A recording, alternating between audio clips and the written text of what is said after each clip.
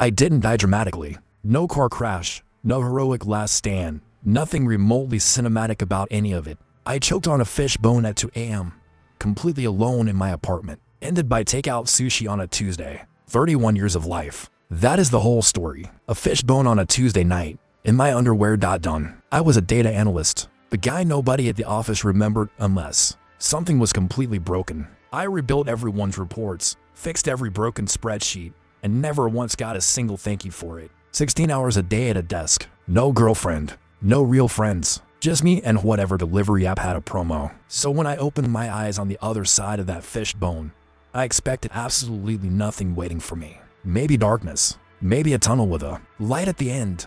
Maybe just permanent silence and nothing after that. Instead, I got carpet. Pink carpet, soft and clean, smelling like the most expensive fabric softener money buys. My face was 6 inches off the ground, and I had absolutely no explanation for why that was currently the case. I tried to stand up, and every single one of my legs went in a completely different direction at the same moment, all 4 of them moving simultaneously. I hit the pink carpet completely face first with zero dignity whatsoever. I looked down at my hands, and they were not hands at all. They were small, white, and possibly fluffy little paws.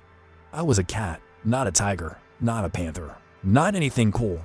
A small, white, embarrassingly fluffy house cat. I sat quietly with that information for 60 full seconds before the woman walked in through the door. Silk robe, coffee cup in hand. She looked at me and made a sound no adult human being should ever make. She scooped me off the floor and pressed me against her cheek, like I was a very expensive stuffed animal. Her name was Diana, and she was completely, totally, 100% unreasonably obsessed with me. My food came in ceramic bowls with gold trim that had my name printed on them, an actual cursive lettering. My name was Prince. Of course it was. Of course that was the name I ended up with in my second ridiculous life. Diana lived in a penthouse apartment, top floor, corner unique, the kind with a separate room just for her shoes. City views on 3 sides, and a water fountain that filtered my drinking water not just once, but exactly twice. She left every morning in outfits that individually cost more than my entire old monthly rent ever actually did.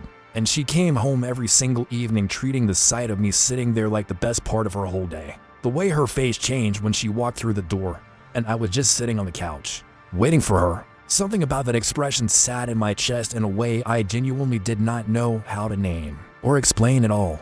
My first real challenge was the food situation, and I want to be completely transparent and honest about this one. She put down a ceramic bowl of premium wet cat food, and every part of my human brain said absolutely not. My cat brain said something entirely different, and it was significantly louder and far more immediately convincing. I ate the entire bowl in approximately 9 seconds flat and felt absolutely zero regret or shame about any of it. The nose was the first genuine surprise about living inside this small white body, and it was completely unreal. I could smell what Diana had eaten for breakfast from the 4 rooms away, with absolutely zero effort required. I could smell when someone new had been in the apartment even if they had left several hours. Before I noticed, I could smell stress, sharp and chemical, hiding just underneath whatever expensive perfume she happened to wear. About a weekend, I caught that smell clearly while she sat at the kitchen table, working through her papers. Her hands were shaking slightly when she picked up her coffee cup and set it back down.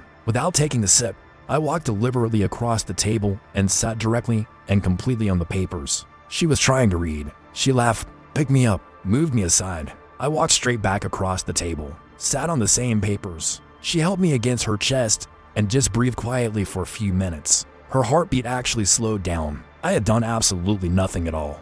Just sat on papers and breathed on her collarbone like a total accident. But it was somehow more useful than anything I had managed to do in an entire full year at my previous job. Over the following weeks, I put together a real and detailed picture of what Diana's actual situation was. She ran a company her father had built from nothing. He died 2 years ago and left her absolutely everything. The board of directors had expected someone easy to manage and control. They got Diana instead.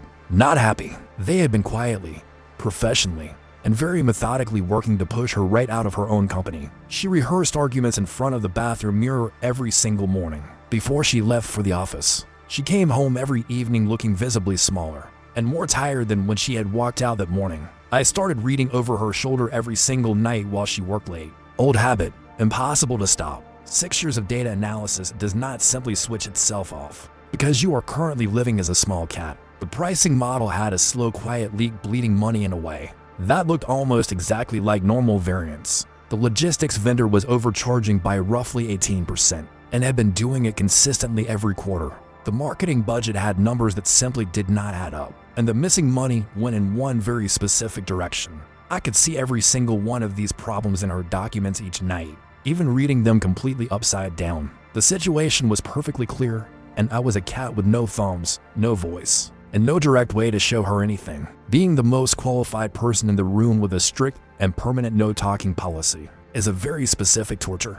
I spent 3 full days on this single problem before I finally landed on something that might actually work. On day 4, I walked across her keyboard while she had an important quarterly document open and visible on screen. She reached to delete whatever I had typed. Then she stopped completely. Read again, then one more time slowly. I had produced, right in the middle of her quarterly summary, check logistics Q3 overpay for 5 letters. Terrible spelling, but Diana was a genuinely sharp and very observant woman. She pulled up the logistics contracts. She went through every single line without saying one word to me. To ours. Then she sat back from the desk. She looked at me with an expression I absolutely could not read at all from my position on the windowsill. The overcharging was right there. 18%, perfectly consistent, for full years. Someone had approved it. She kept going deeper, and what she found underneath that number was significantly worse than simple overcharging. The vendor was owned through 3 separate shell companies by a man who currently sat on her board of directors.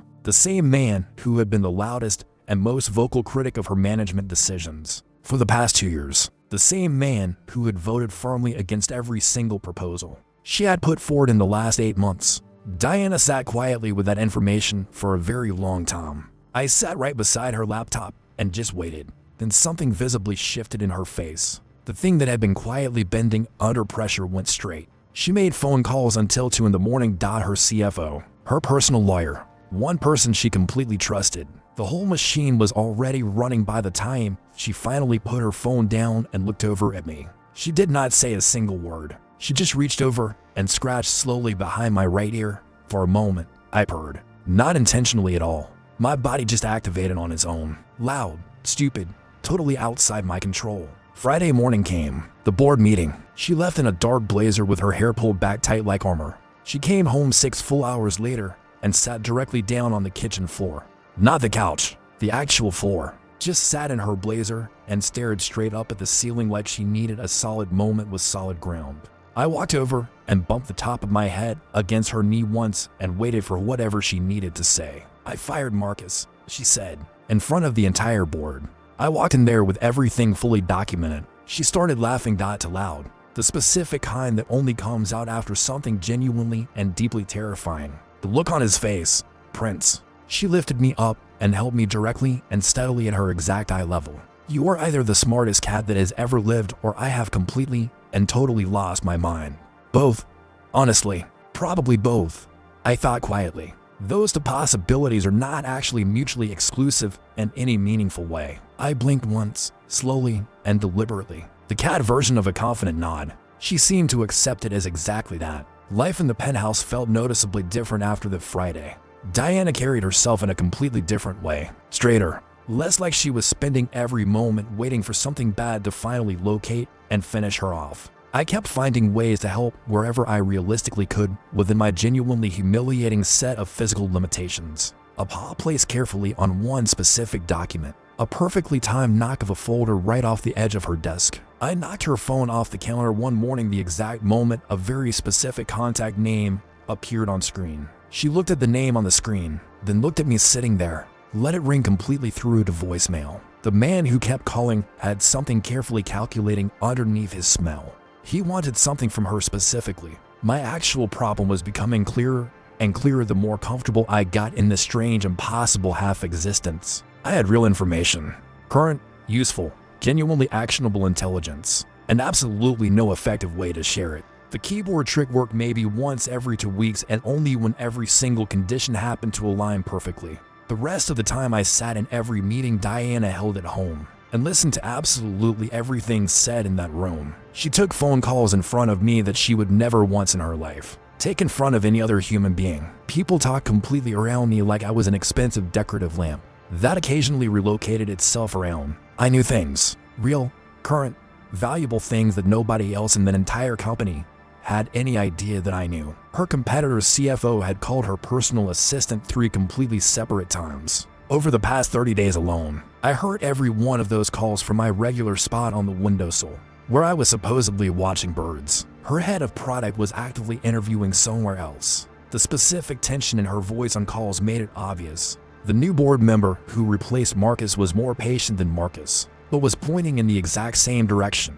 I was a cat in a penthouse quietly and carefully assembling a complete intelligence file I could never actually use. Genuinely the most professionally frustrating experience of my entire existence, including the part where I was alive. One afternoon, Diana's Aunt Helena came over, sharp eyes behind expensive glasses and immediate obvious distrust of me. She looked at me the exact way people look at something they strongly suspect is significantly smarter than it appears. She spent a full hour trying to convince Diana to sell the company completely and just simply go live her life freely. I walked deliberately across the room, stepped carefully onto Helena's lap, and held direct, unbroken eye contact. I did not look away for a long and completely steady moment. I did not blink once. Helena gradually went quiet. She left the apartment without winning the argument she had come there specifically and purposefully to win that day.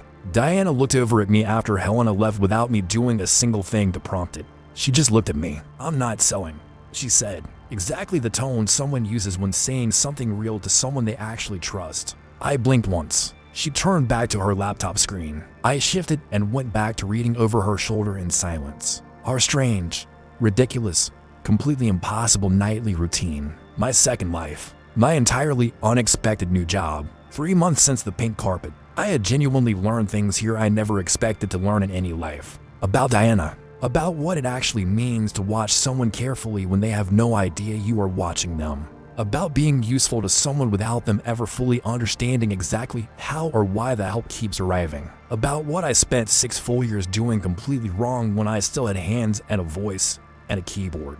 Invisible at that office had meant unimportant. Background. Work that evaporated the moment each task was finished. Here, invisible meant something else entirely. It meant being present in the room when the real things happened. It meant hearing what people genuinely said to each other, instead of what they had carefully prepared to say in advance. I was starting to sincerely believe something had placed me here specifically with this person for a clear purpose, because Diana was standing in the middle of something about to get considerably harder. Before it got any easier at all, and somewhere inside this fluffy, ridiculous ceramic bowl-having body was exactly what she was going to need to survive. I just had to keep being useful with for pause, no working voice, and exactly one keyboard trick in my entire arsenal, which compared honestly to dying alone from a fish bone on a Tuesday night was a problem I was genuinely glad to have. Drop a comment below. If you woke up tomorrow as your pet, what is the very first thing you would do? Winter came fast that year. The city outside the penthouse windows turned gray and Diana turned quieter. Not the sad kind of quiet, the focused kind. The kind that meant she was building something in her head.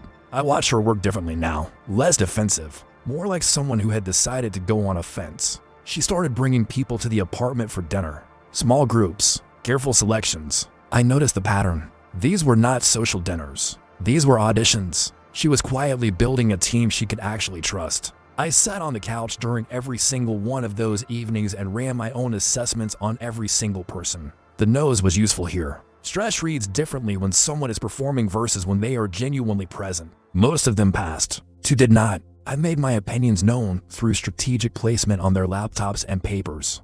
Diana started paying attention to which guests I sat near and which ones I quietly and deliberately avoided. She never said anything about it directly, but I noticed her following up differently with the ones I had chosen. This was becoming something. This strange, silent partnership between a woman running a company and her house cat. I started thinking about the 2 board members who had replaced Marcus and the one who had been there from the start. There were 5 total. 2 were clearly just watching to see which direction the wind was going to blow permanently. 1 was genuinely on Diana's side. I could tell by the way she relaxed slightly when that particular name came up. The remaining 2 were the problem. Patient, polite, and working towards something I had not fully mapped out yet. One morning, Diana took a call that made every hair on my body stand up before she had finished saying hello. I was on the kitchen counter pretending to ignore her, and every single one of my cat instincts fired at once. The voice on the other end was smoothed out, measured. the kind of voice that had been trained specifically to sound safe. His name was Conrad.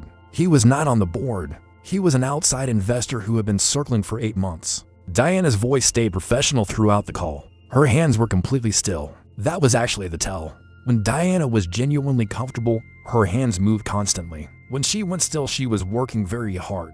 She hung up and sat quietly at the kitchen table for a long time. I walked over and sat directly in front of her. She looked at me. I looked at her. The silence between us had gotten very good at carrying actual information. Conrad wanted a meeting, supposedly about a potential partnership.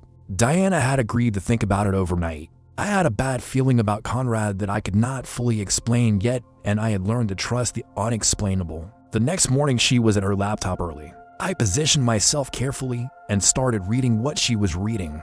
Conrad's company had done this before, 3 times in 5 years with 3 different mid-sized family businesses. The pattern was clean and almost invisible if you were not specifically looking for it across all 3 cases. Come in as a partner. Build trust over 6 to 8 months. Find the moment of maximum pressure. Then move in. All 3 of those companies had new ownership within 2 years of Conrad's initial friendly introductory call. I needed Diana to see this, and I had exactly one tool available to me, which was the keyboard and my terrible spelling. I waited until she had a document open on her second monitor, and I made my move across the main keyboard deliberately. She caught it faster this time. She had been expecting it. She read what I had managed to type and went very still. I had written, Conrad Predator Check 3 Acquisition, same pattern, 8 words. For spelling errors, 0 ambiguity. She stared at that sentence for a long time. Then she looked at me. Then she looked back at the sentence again. You cannot possibly be doing what I think you are doing, she said quietly. I blinked once, slowly, deliberately. She pulled up Conrad's company history and started digging. I sat beside her laptop and did not move for 3 hours. The pattern was right there once you knew to look for it. The timing, the approach, the specific language he used. Diana found the first acquisition, then the second. By the time she found the third, she had stopped making any sound. She sat back from her desk and looked at the ceiling for a very long moment, and then she looked directly at me. Okay, she said, just that one word. But the way she said it contained about 40 different things at once. She canceled the meeting with Conrad that afternoon with a polite email that gave him absolutely nothing to work with. Then she picked up her phone and called the one board member I had identified as genuinely and completely on her side. I listened to the conversation from the windowsill, and for the first time in months, I felt something close to relief. The board member's name was Ewan. She had joined the board 3 years before Diana's father died unexpectedly. Ewan had watched Diana navigate 2 years of quiet undermining and had been waiting for Diana to be ready to fight. That phone call lasted 2 hours. By the end of it, they had a plan that I had not been able to see coming at all. Diana was going to stop playing defense entirely. She was going to take the offensive to the 2 remaining problems. Not aggressively, not visibly. She was going to make them irrelevant by making herself completely undeniable instead. 3 consecutive quarters of numbers so clean and clear that the argument for removing her became impossible to make. It was the right move. It was exactly what the data had been pointing toward for months, if you read it correctly. I wanted very badly to tell her that. I sat beside her laptop and purred instead. That was the best I could do. The next few weeks moved fast. Diana was in the office earlier and staying later. She was building something real. I was home alone more, which gave me time to think, and also time to have several deeply undignified incidents. The laser pointer situation I had promised myself not to discuss happened twice more. I am still not discussing it, but I was also thinking seriously about the thing I had been avoiding thinking about for 3 full months now. What was I actually doing here? Not the cat thing, not the Diana thing, the actual fundamental question underneath. I had died. I had woken up in a different body in a different life. That was not a normal thing that happened in all the nature documentaries I had watched in my previous life. Nobody had come back as a house cat with opinions. Something had put me here. Something specific and deliberate had chosen this apartment, this woman, this situation. I was not spiritual in my previous life. I was a data analyst. I believed in things I could measure and verify, but I could not measure or verify my own continued existence in a body that was not mine. That data was undeniable. If something had placed me here, then there was a reason. And if there was a reason, then it pointed somewhere. Diana was the center of it. That much felt completely clear, but I could not yet see the full shape of what was coming. One evening, Diana came home earlier than usual, and she was carrying something small and rectangular and wrapped. She set it on the kitchen counter and looked at me with an expression I had not seen from her before. Tentative. Diana was not a tentative person.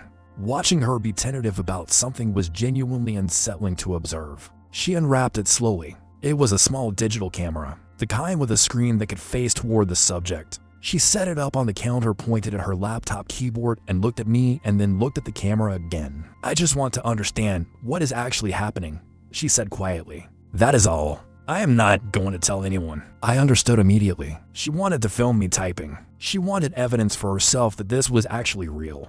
Part of me wanted to walk away and preserve the comfortable ambiguity we had both been living inside together. But a larger part of me understood that Diana needed to know. She was making real decisions based on what I showed her. She deserved to know with certainty what she was actually working with. I walked deliberately toward the keyboard. She turned on the camera. I sat down in front of the laptop. We looked at each other for a long, quiet moment. Then I typed, slowly and carefully, and with significantly better spelling than any of my previous attempts had managed. I wrote, "I died. I woke up here. I was an analyst. I am trying to help you. Please do not tell anyone about this." Diana, read it. Read it again. Read it a third time. She did not move for approximately a full minute straight. Then she sat down on the kitchen floor. Not dramatically. She just quietly sat down like her legs had made a decision. I jumped down from the counter and walked over and sat directly in front of her and waited for her to come back. It took a while. I did not rush it. Some information requires a certain amount of sitting on the floor to process. "Okay," she said finally. The same word as before, but this time, it contained about 140 different things. "So you actually understand everything I say? Every call, every meeting, everything I have been doing in this apartment?" I blinked once. She closed her eyes and made a sound that was halfway between a laugh and something else entirely. "The Marcus thing," she said. "The Conrad thing, Helena. All of it. That was you actually doing that deliberately." I blinked again. She sat with that for another long moment, and then something shifted in her face into something new. "Are you okay?" she asked. "Not about the cat thing." She meant it about the dying thing. About all of it. Nobody had asked me that. Not once in 3 months. I had not asked myself that either. I sat very still for a moment. Then I walked forward and pressed my head against her knee and held it there. That was the most honest answer I had. She put her hand on top of my head, and we both sat on the kitchen floor for a long time without saying anything. This changed things between us in a way I had not fully anticipated and could not have planned for in advance. Diana started talking to me differently. Not the baby voice, like a person talking to another person who happened to be a cat. She told me things in the evenings that she had not told anyone. About her father, about the company he had built, about the 2 years since his death and what it had actually cost her to keep standing up every single morning. I listened to all of it. I could not respond with words, but she was not always looking for words in return. Sometimes the most useful thing you can be for someone is simply a presence that does not require anything from them. I had not known that when I was alive. I had spent 6 years being useful in ways that required acknowledgement. Being useful quietly and completely without credit was something I was learning for the first time. In this life. 3 weeks after the camera conversation, Diana came home with a very specific expression. I had learned to read. Something had happened at the office. Something she had not expected. Something that had changed the shape of things. She put her bag down and sat on the couch and looked at me and said, "Ewan found something. About the two of them. The 2 remaining board members. The patient, polite ones who had been pointing in the wrong direction all along. They had been in contact with Conrad. Not recently. For over a year. Before Marcus had even been removed from the board. This was not opportunism. This was a coordinated plan that had been running in the background for over 14 months. Marcus had been the visible pressure. Conrad had been the waiting buyer. The 2 board members were the inside door. Diana laid it all out on the coffee table between us, and I sat on the cushion beside her and read every document. It was thorough. It was patient. And it had been running quietly underneath everything she had done for over a year. I felt something I had not expected to feel. Something close to anger. Not for myself. For her. For what this had cost her. She had been fighting a battle she only partially understood while the real battle was running underneath it the whole time. "The thing is," Diana said quietly, "if I move on this too fast, I show them I know and they scatter the evidence. If I wait too long, the next move is theirs and I do not know what the move looks like from here." She was right. I looked at her. She looked at me. I got up and walked deliberately to her laptop and sat down in front of it. She opened a document. I typed slowly. Better spelling than the beginning. Still not great. Getting somewhere. I wrote, Wait 6 days. Let Yuan move first. They will contact each other. That contact is the evidence you need. Diana read it twice, looked at me. How do you know they will contact each other in that specific window of time? I typed again, because the quarter ends in 8 days and they need to know if the plan is still viable before then. She sat back and looked at the ceiling for a long moment. Then she looked back at me with something new in her eyes. Not just trust, something past trust. The specific look of someone who has accepted a completely impossible situation. All right, she said. 6 days. She closed the laptop. I walked back to my cushion and settled in. 6 days. I had no absolute certainty I was right. I was working from pattern recognition and probability and a cat's instincts. But the data pointed in one direction, and I had learned in my previous life to follow the data even when it was uncomfortable. The 6 days were quiet on the surface. Diana went to work, came home. We had our evenings. The routine held. Underneath the quiet, I could feel something gathering. The way the forest goes silent before something large moves through it. On day 5, Diana's phone lit up at 11 p.m. with a message from Yuan that contained exactly 4 words. We have it. Call me. She called immediately. I sat beside her on the couch and listened to Yuan's voice through the speaker between them. The 2 board members had exchanged 11 messages over the previous 4 days through a channel they thought was clean. It was not clean. Yuan had a contact inside the firm they used, and that contact had documented every single message. The messages were explicit enough to be actionable and recent enough to be undeniable. Diana had what she needed. She sat quietly after the call ended and did not say anything for a long time. I did not interrupt the silence. Then she picked me up and held me against her chest the same way she had the very first week on the pink carpet. Except this time, she knew exactly what she was holding, and she held on a little tighter than she had before. I don't know what you are, she said quietly into my fur. But I am very glad you ended up on my carpet, I purred. This time I did not mind that it was automatic. Some things are worth losing control over completely. The next morning, Diana called a meeting. Not defensive, not reactive, calm, prepared, and completely in control. By noon, both board members had resigned. By 3 in the afternoon, Conrad had received a legal letter he had not expected. By evening, Diana was sitting at her kitchen table with a glass of wine and a company that was finally actually hers. She looked different, not triumphant, quieter than triumphant, the specific kind of quiet that comes after something real. She looked over at me on the couch and raised her glass slightly in my direction. I blinked once, slowly, deliberately. We sat together in the quiet apartment as the city moved outside the windows, and neither of us needed to say anything. I thought about the fishbone, about the Tuesday night, about waking up on pink carpet with 4 legs and no explanation. I thought about what I had been before, the invisible analyst, the background person, the one who evaporated with each task. Here I was invisible in a completely different way, present for every real conversation, trusted with every real thing. I had been more useful as a cat in 4 months than I had been as a human in 6 full professional years. That landed, not with sadness, just with a clean weight of something true that you had not been willing to look at directly before. I did not know how long the second life was going to last. I did not know what came after it or if anything did. What I knew was that right now, on this couch, in this apartment, I was exactly where something had decided I should be. And Diana was going to be okay. The company was going to be okay. The thing that had needed doing had been done. Whatever came next, I had at least earned the right to sit on this very expensive couch and look out at the city, which for a guy who died choking on a fish bone alone at 2 a.m. on a Tuesday, was honestly not a bad place to be. If you were in Diana's position and found out your cat was actually a person, what would you do first? The company stabilized. Diana stabilized. And for about 3 weeks, I genuinely thought that was going to be it. 3 weeks of normal. Morning coffee, evening work sessions, me reading over her shoulder like a very small employee. She had started leaving a second chair pulled up to her desk. Not for guests, just angled slightly toward my cushion. That detail hit me harder than it probably should have. Small acknowledgments have a specific weight when you are a cat. I had settled into something that felt almost comfortable and that should have been my first warning sign entirely. Comfort in a second life that started with fish bones and pink carpet is not something you should ever fully trust. The first strange thing happened on a Thursday. Diana came home with groceries and an expression I had not seen before. Not stress, not focus, something older and quieter than either of those. She put the groceries down and looked at me. My father's lawyer called today, she said. There is apparently a second will. Nobody knew about it until now. I got off the cushion and walked to the kitchen counter and sat down directly in front of her face. Tell me everything. The second will have been filed 18 months before her father died. After his diagnosis. After he knew what was coming. It left the company to Diana unconditionally, which was what the first will had also done.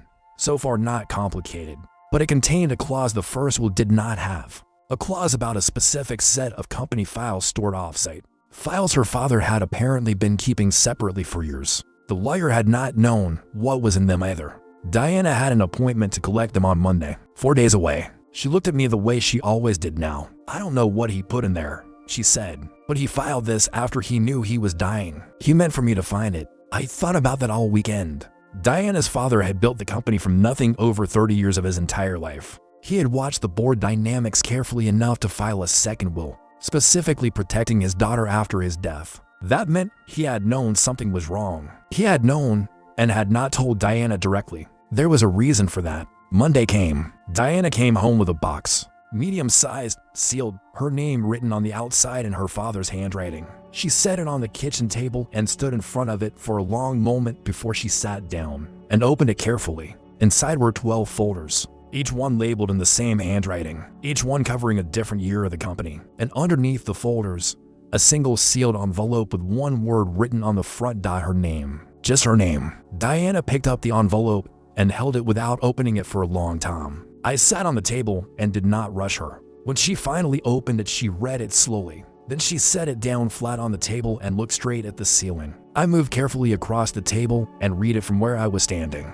Her father's handwriting, small and precise. He had known about Marcus for 3 years before he died. He had known and had been quietly documenting everything. He had known about the logistics vendor overcharging. He had found it the same way I had found it, the same pattern. He had not moved on any of it because moving too early would have scattered the evidence before it could be used properly. He had been waiting for the right moment, and then he had run out of time entirely and had left the box for Diana instead. The letter ended with one paragraph I read twice. Then I sat very still on the kitchen table and thought about it carefully. He had written, "The company is yours. Not because I left it to you, because you are the only one who ever understood it." Diana was crying quietly. Not dramatically, the specific kind of crying that happens when something long held finally moves. I walked forward and pressed my head against her hand and stayed there for as long as she needed me to stay there. We sat like that for a long time. The city outside was doing its usual things, and here everything was completely still. After a while, Diana wiped her face and pulled the 12 folders toward her and opened the first one. I read alongside her. Her father had been meticulous. Every folder was a year. Every year was a complete and careful record of what he had seen. Names, dates, amounts, communications. Everything documented the way a person documents things when they know time is short. By the third folder, something became clear to me that I had not been expecting to find inside the box at all. The logistics vendor overcharging had not started with Marcus. It had started 7 years earlier with someone completely else. Someone who had left the board 4 years ago quietly with a generous exit package and no public explanation whatsoever. Someone whose name appeared in the documents with a specific regularity that pointed in one completely unmistakable direction. The person who had originally set up the vendor relationship in the first place. The person who had first introduced Marcus. Conrad. Conrad's name was in those folders going back 7 years. This had never been about Diana at all. This had been a long and patient operation running beneath the company for nearly a decade before I ever arrived here. I felt the specific cold clarity that used to hit me in my previous life when data stopped being abstract and became real. Diana found Conrad's name in folder 4. Her hands went completely still. She looked at me. I looked back at her. 7 years, she said quietly. Not a question, just the full weight of 7 years landing on a kitchen table at night. I got up and walked to her laptop, and she opened it without me having to ask her to. I typed carefully and deliberately. I wrote, "Your father stopped it from getting worse. He protected the core. You protected the rest. It is over now." She read it. Read it again. Her jaw was set in the way it got when she was deciding something final and completely permanent. "Conrad is going to hear from my lawyers tomorrow morning," she said. "All of this goes to the appropriate authorities." She picked up her phone and called Yuen. It was past 10 at night.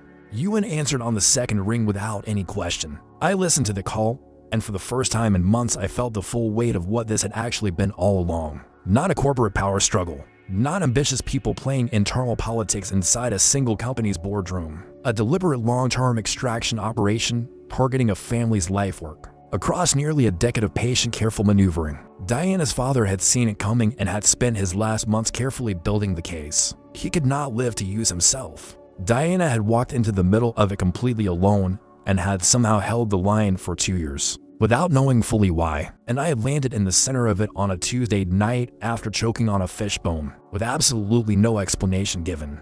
I sat on the kitchen counter while Diana made 3 more calls and thought about coincidence versus clear intention again. The data analyst in me had a very hard time accepting that all of this was random. The pattern was to clean for random. Something had put me here at this specific time in this specific apartment, for reasons I still could not fully map out yet. But whatever those reasons were, the immediate job appeared to be done. Conrad was finished. The company was genuinely secure. Diana was safe and informed and surrounded by people she could actually trust for the first time into 4 years. So naturally, that was exactly the moment the next thing arrived, because that is always how these situations seem to work. It was a Friday evening 2 weeks after the box. Diana was working late and I was in my standard reading position beside her. The intercom buzzed. Diana looked at the time. 9 p.m. She looked at me with mild irritation. We were not expecting anyone. She answered it.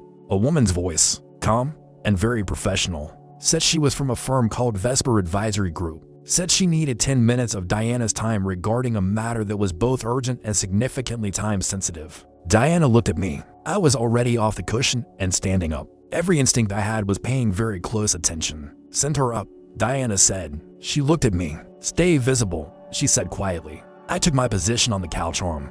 The woman who came through the door was perhaps 40, precise in a way that suggested a very specific kind of training. She looked at Diana first, then she looked at me, and she looked at me for approximately 3 full seconds long. Most people glance at a cat and look immediately away. This woman looked at me the way you look at something you expected.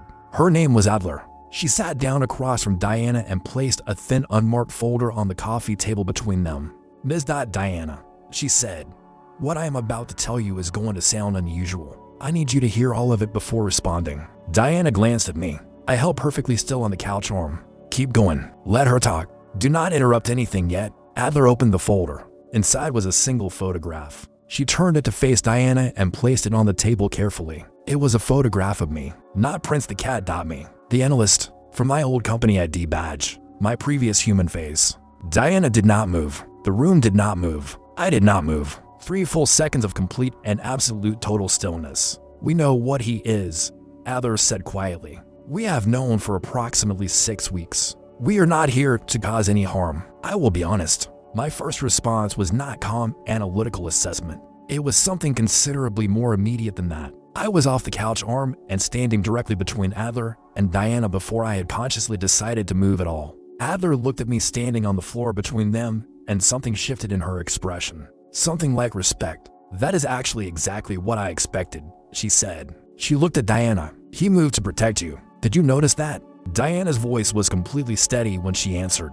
Start from the beginning, she said. Do not leave anything out. Adler nodded. She had clearly been prepared for this specific conversation for considerably longer than just this evening. Vesper Advisory Group, 14 people, operating for 11 years, tracking a specific and very consistent phenomenon. People who died under ordinary circumstances and woke up inside animal bodies, with their full human cognition completely intact. Not many, not random. A specific type of person appearing in a specific type of situation, with a consistent underlying pattern, always placed near someone who needed something the displaced person was specifically and unusually qualified to provide. Always arriving at a moment of significant personal or professional crisis for the person they ended up living beside. Always equipped with exactly the skills the situation required and none of the social complications of being fully human. Adler looked at me on the floor between her and Diana. You are the 14th case we have documented, she said to me. 14. I sat with that number for a moment. 13 other people had gone through some version of what I was living. What happens to them? Diana asked. Her voice was steady, but I could hear clearly what was sitting underneath it. Adler paused before answering.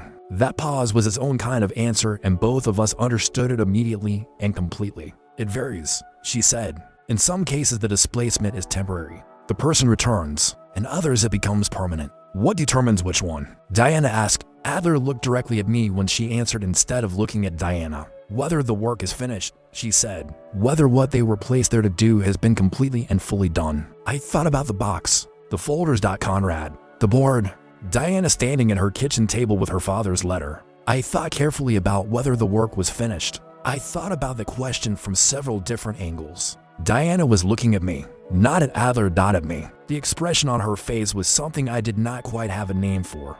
Is it finished? She asked me directly, not Adler. Me. In the room where we had been talking for months across impossible distance. I did not answer immediately. The analyst in me wanted to run the full assessment before committing to any conclusion at all. The company was secure. Conrad was facing consequences. The board was clean. Her father's record was in the right hands. Diana had Yuan. She had the team she had built herself. She had 3 solid quarters already in motion. She had what she needed. I walked to the keyboard, sat down in front of it, typed one single word with complete and total deliberate certainty. Almost. Diana, read it? Something crossed her face for about half a second before she put it somewhere I could not follow it. Adler was watching both of us with the specific focused attention of someone who had seen versions of this moment before. There is no timeline we can give you, Adler said quietly. These things resolve on their own terms and not on ours. She stood up and picked up her folder. She looked at Diana. We are available if you have questions. We will be in touch. She looked at me one final time on her way to the door. That same expression, something between recognition and acknowledgement. Then she was gone and Diana and I were alone in the apartment with everything Adler had just left sitting in the air. Diana sat on the couch for a long time without saying anything. I jumped up and settled into my spot against her leg. She did not say anything for a while. I did not either. The city did its usual things outside the tall windows as always. Almost, she said finally. Just the one word, turning it over like something with an unfamiliar weight and shape to it. I looked up at her. She was looking at the window, the city lights catching the side of her face in the dark apartment. I don't want to ask what almost means, she said, because I think I already know and I am not ready to say it out loud. I understood that completely. Some things are better approached from the side rather than directly and all at once. I pressed closer against her leg. She put her hand on my back and we sat in the quiet together for a very long time. 3 days later, I found the last thing, the thing that was going to turn almost into something actually and truly finished. It was in folder 11, the second to last year her father had documented, a name I had not seen in the other folders, a name that appeared once in a single footnote attached to a transaction that had been reversed before ever completing. Her father had caught it, stopped it, documented it, and apparently decided it was resolved and moved on past it. But I knew that name from the calls Diana had taken in front of me in the first weeks before she knew what I actually was. The smooth, measured voice, the one that had trained itself specifically to sound completely and entirely safe to everyone. Not Conrad. Conrad had been the visible operation. This name was something behind Conrad, something that had originally sent him. I sat with this for one full day because I wanted to be completely certain before putting it in front of Diana at all. The pattern across folder 11 matched patterns in folders 6 and 9 and confirmed exactly what the data was saying. This was not finished. Almost had been accurate, but almost was not done, and done was the only thing that counted. I went to the laptop that evening while Diana was cooking in the kitchen. I typed and waited for her to come and read. She came over and leaned down and read what I had written. Then she straightened up and looked at the kitchen wall. There is someone above Conrad, she said. Not a question. Her father's daughter. She got there fast when data was clear. How long have you known? She asked. I typed. 3 days. I wanted to be sure before I showed you. She nodded once. Okay, she said. The word that had come to mean something very specific between us. I am ready. Show me everything. I showed her all of it. The footnote, the pattern across 3 folders, the connection back to the early calls. All of it. Diana sat with it for a long time. Then she picked up her phone and called you in and began speaking in the calm, precise voice. The one she used when something was serious and she had already completely decided what she was going to do about it. I listened from the counter and thought about Adler's words sitting quietly in the middle of everything. Almost. I thought about the 13 other cases. About whether their work had felt finished when it finally actually was finished. I thought about Diana. About the pink carpet. About the letter from her father on the kitchen table in the lamplight. I thought about the fishbone and the Tuesday night and what a genuinely strange and unlikely road had led right here. Whatever came after this, I honestly did not know. Adler had said it varied. The data analyst in me appreciated that honesty. What I knew was that I was still here, still useful, still sitting on expensive furniture eating food from gold-trimmed bowls. And the work that remained was exactly the kind of work I had apparently been placed here specifically to do from the start. So I settled back into position on the counter and waited for Diana to finish her call and come back to the table. Whatever almost meant for me personally could wait. The job in front of us was not finished yet, and that came first. It always came first. That much I had learned completely clearly in this second strange, impossible life of mine. Yuen moved fast. Within 48 hours, she had the name confirmed through to completely independent sources. The person above Conrad had a clean public profile. Philanthropist. Board member at 3 respected institutions. His name was Harlan Voss. 71 years old. Patient, quiet, and apparently very good at being invisible himself. He had never appeared in any document connected to the company directly. That was the point. That was the entire design.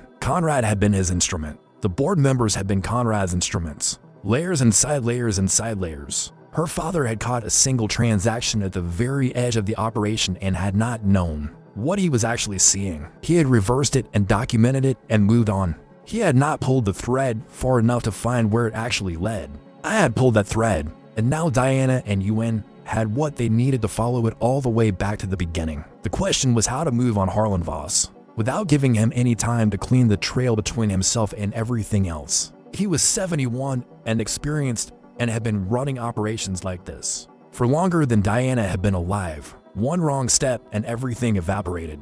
The right step had to be the only step, and it had to land without any warning. Diana and Yuen worked on it for 4 days straight. I read every document they reviewed and contributed where I could. The keyboard sessions were longer now. Diana had bought a second laptop specifically for our conversations. That was new. She would open it and leave it near me on the counter, and I would type when I had something specific and useful to add.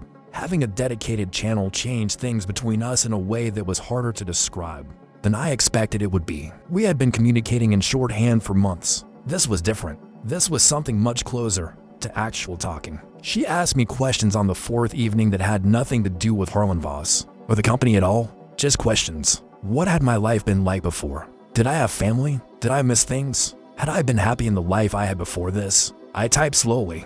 The answers were not complicated, but they required a kind of honesty I had been quietly avoiding. No to happy. Not really. Functional. Competent. Useful in ways that never quite added up to anything that felt like enough. She read that. Did not say anything for a while. Then she typed back on the second laptop. A single line. I watched her. She wrote, "You seem happy now," or something close to it. I thought you should know that it actually shows from the outside. I sat with that for a long time. The kitchen was quiet. The city moved outside the windows the way it always did.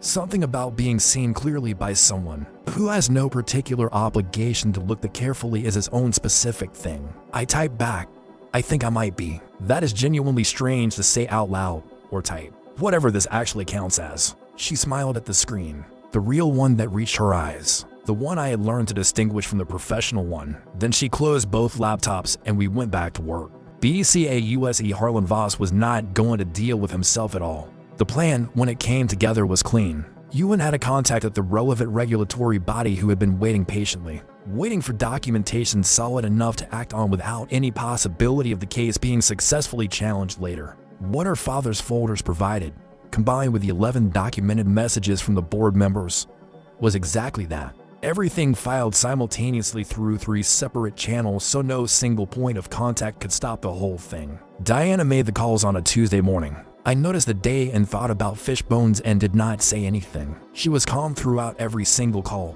Precise. The way she had been the morning she had walked into Fire Marcus. Except this time, there was no visible tension underneath it. This time, she was not braced for a blow. She was delivering one. By noon, the regulatory filing was in. By 2 in the afternoon, Harlan Voss had received notice through his legal team. By 4, his lawyers had called Diana's lawyers twice.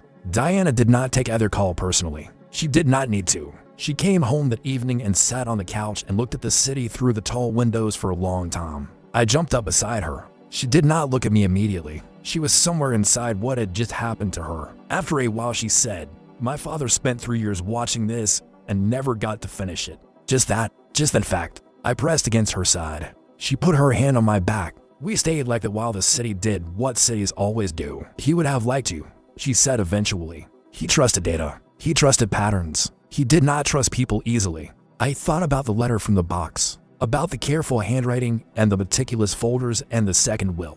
He had not trusted the people around him. He had trusted the work. He had trusted his daughter to find it and use it. I had done what he had not had time to do. That thought settled somewhere specific inside me and stayed there quietly. The next morning, Adler called. Diana put her on speaker and looked at me across the kitchen counter while Adler spoke. The regulatory action had triggered to other investigations that had apparently been waiting for exactly this kind of anchor. Harlan Voss was facing consequences that went considerably beyond anything connected to Diana's company specifically. Other companies, other families, other long-patient operations that had been running in parallel for years completely undetected. Diana was not the only target. She had never been the only target. She had simply been the one with something in her corner. Adler paused after saying that last part. Diana looked at me. I looked back at her across the kitchen counter between us. "Is it finished?" Diana asked. She was looking directly at me the entire time she said it. Not at Adler, at me. Adler was quiet for one moment. Then she said, "Yes, the work he was placed there to do is finished. All of it, completely." Diana kept looking at me. Her face was doing several things at once and she was not trying to hide any of them from me. I got off the counter and walked slowly across the kitchen floor and sat down directly in front of her feet and looked up. She crouched down to my level. We looked at each other from a few inches apart in the full morning light of the kitchen. "What happens now?" she asked quietly. Not Adler, not the room. Me. That question was entirely and completely only for me. I did not know the precise mechanics. Adler had said it varied. I had absolutely no data on what the actual process looked like. What I knew was that I felt something different this morning than I had felt yesterday. Something had shifted, something lighter, like a task completed. Like a column that had been running for months finally reaching its total at the very bottom of the page. I walked to the second laptop on the counter.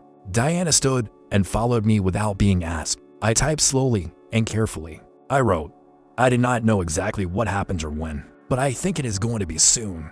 I wanted to say thank you first." She read it again. Something moved across her face that I did not try to categorize or analyze or name precisely. I kept typing.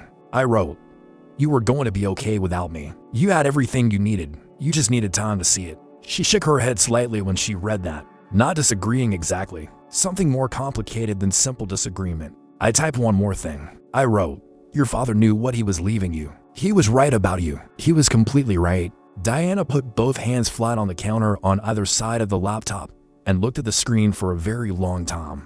Then she picked me up, both hands, held me at eye level the way she had the night she fired Marcus. Looked right at me. "I know you can hear me," she said. "I know you understand everything I am about to say, so I am going to say it clearly. Whatever you were before this, whatever life you had, you were not invisible there. You were just in the wrong place. You were supposed to be here. I do not know how that works or what it means, but I know that part is completely true." She held me against her chest the way she had from the very first week on the pink carpet, before she knew anything at all. Except this time she knew everything and she held on anyway, and that was a completely different thing from the first time. I purred, not automatically this time.